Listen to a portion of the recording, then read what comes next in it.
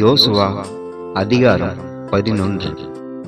ஆத்சோரின் ராஜாவாகிய யாபின் அதை கேள்விப்பட்ட போது அவன் மாதோனின் ராஜாவாகிய யோபாவிடத்துக்கும் சிம்ரோனின் ராஜாவிடத்துக்கும் அக்சாபின் ராஜாவினிடத்துக்கும் வடக்கே இருக்கிற மலைகளிலும் கிண்ணரோத்துக்கு தெற்கே இருக்கிற நாட்டுப்புறத்திலும் சமபூமியிலும் மேற்கு எல்லையாகிய தோரிலும் இருக்கிற ராஜாக்களிடத்திற்கும் கிழக்கேயும் மேற்கேயும் இருக்கிற கானானியரிடத்திற்கும் மலைகளில் இருக்கிற எமோரியர், ஏத்தியர், பெரிசியர், எபூசியரிடத்திற்கும் எர்மோன் மலையின் அடியிலே மிஸ்பா சீமையில் இருக்கிற ஏவிகளிடத்திற்கும் ஆள் அனுப்பினார்.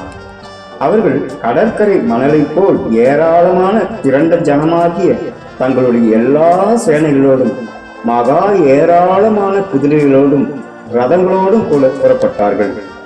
இந்த ராஜாக்கள் எல்லாரும் கூடி இஸ்ரவேலோட யுத்தம் பண்ண வந்து மேரோம் என்கிற ஏரி அண்டையிலே ஏகமாய் பாளையம் இறங்கினார்கள்.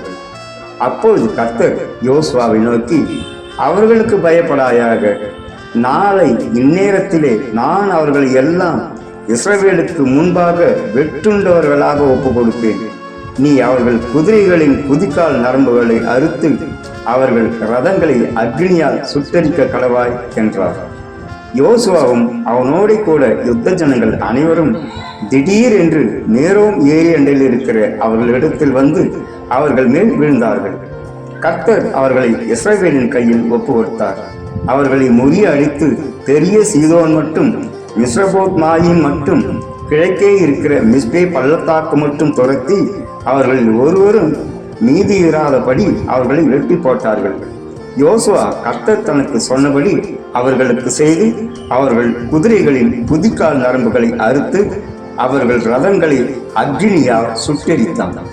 அக்காலத்திலே யோசுவா திரும்பி ஆத்சோரை பிடித்து அதன் ராஜாவை பட்டயத்தினால் வெட்டி போட்டான்.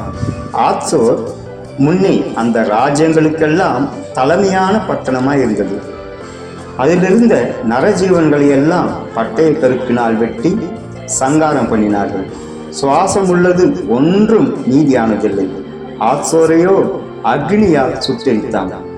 அந்த ராஜாக்களுடைய எல்லா பட்டணங்களையும் அவர்களுடைய எல்லா ராஜாக்களையும் யோசுவா பிடித்து பட்டய கருக்கினால் வெட்டி கர்த்தருடைய தாசனாகிய மோசே கட்டளையிட்டபடி அவர்களை சங்காரம் பண்ணினான்.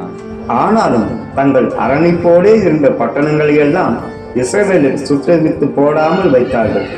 ஆத்சோரை மாத்திரம் யோசுவா சுட்டெரித்து போட்டான். அந்த பட்டணங்களில் உள்ள மிருக ஜீவன்களையும் மற்ற கொள்ளை பொருட்களையும் இஸ்ரவேல் புத்திரர் தங்களுக்கென்று எடுத்துக்கொண்டார்கள். ஆனாலும் எல்லா மனுஷரையும் அழித்து தீர் மட்டும் அவர்களை பட்டய கருக்கினால் வெட்டி போட்டார்கள். சுவாசம் உள்ள ஒன்றையும் அவர்கள் நீதியாக வைக்கவில்லை. கர்த்தர் தமது தாசனாகிய மோசேக்கு எப்படி கட்டளையிட்டிருந்தாரோ அப்படியே மோசே யோசுவாவுக்கு கட்டளையிட்டிருந்தார். அப்படியே யோசுவா செய்தான். அவன் கர்த்தர் மோசேக்கு கட்டளையிட்டதில் ஒன்றையும் செய்யாமல் விடவில்லை.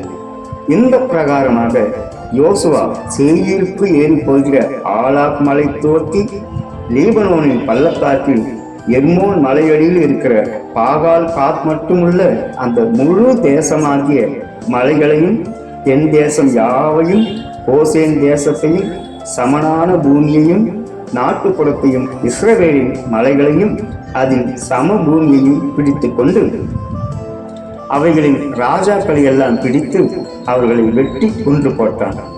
யோசுவா நெடுநாளாய் அந்த ராஜாக்கள் எல்லாரோடும் யுத்தம் பண்ணினான். கிபியோனின் குடிகளாகிய ஏவேரை தவிர ஒரு பட்டணமும் இஸ்ரவேல் புத்திரரோடே சமாதானம் பண்ணவில்லை. மற்றெல்லா பட்டணங்களையும் யுத்தம் பண்ணி பிடித்தார்கள். யுத்தம் பண்ண இஸ்ரவேலுக்கு எதிராக வரும்படிக்கு அவர்களுடைய இருதயம் கடினமானதும் இப்படியே அவர்கள் பேரில் இரக்கம் உண்டாகாமல் கர்த்தர் மோசேக்கு கட்டளையிட்டபடி அவர்களை அழித்து சங்காரம் பண்ணினதும் கர்த்தரால் வந்த காரியமாயிருந்தது. அக்காலத்திலே யோசுவா போய் மலை தேசமாகிய எபிரோனிலும் தெதீரிலும் ஆனாவிலும் யூதாவின் சகல மலைகளிலும் இஸ்ரவேலின் சகல மலைகளிலும் இருந்த ஏனாத்தியரை நிக்கிரகம் பண்ணி அவர்கள் பட்டணங்களோடும் கூட சங்கரித்தான். இஸ்ரவேல் புத்திரரின் தேசத்தில் ஏனாத்தியர் ஒருவரும் மீதியாக வைக்கப்படவில்லை. காசாவிலும் காத்திலும் அஸ்தரோத்திலும் மாத்திரம் சிலர் மீதியாக இருந்தார்கள். அப்படியே யோசுவா கர்த்தர் மோசேயின் இடத்தில் சொன்னபடியெல்லாம் தேசம் அனைத்தையும் பிடித்து அதில் இஸ்ரவேலருக்கு அவர்கள் கோத்திரங்களுடைய பங்குகளின்படியே சுதந்திரமாக கொடுத்தான். யுத்தம் ஓய்ந்ததினால் தேசம் அமைதலாயிருந்தது.